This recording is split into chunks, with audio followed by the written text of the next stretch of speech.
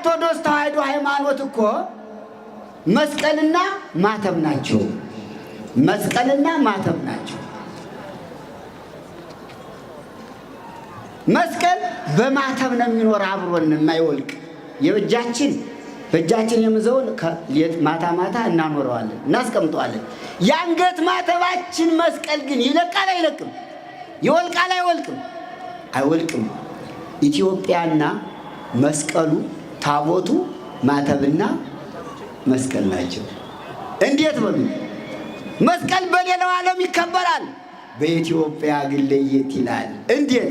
በእጃችን ይዘን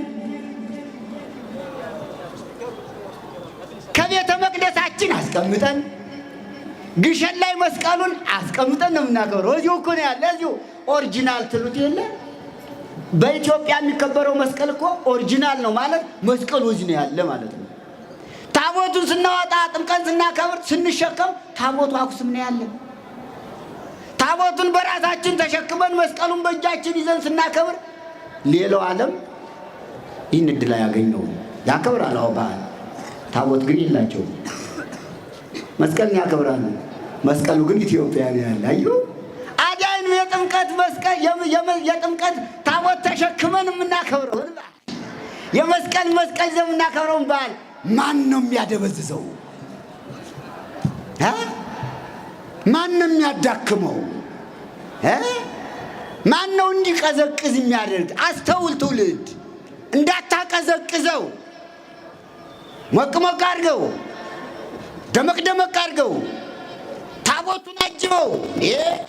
መስቀሉ እንደ ዛሬው ወጥተህ አክብረው። እንደዚህ አሁን ዛሬ ደስ አይልም? እንደዚህ መስቀል አደባባይ ላይ የማን መሰለህ?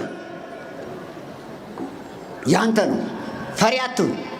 እኛስ ካለን እስክንሞት ድረስ አለነ። ደማችን ጠብ ይላል። የጥምቀት የመስቀል በዓል ደማችን እዚሁ ላይ ካልፈሰሰ በምንም ታምር አይቀርም። ተወደደም ተጠላ በሃይማኖታችን አናፍርም። በሃይማኖታችን ወደኋላ አንልም።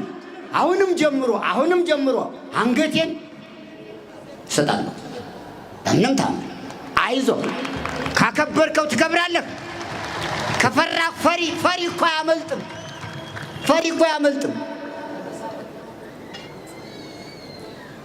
ስለዚህ በዓሉ የሰላም በዓል ይሁንልን። የከበረ በዓል ነው። ትልቅ በዓል ነው።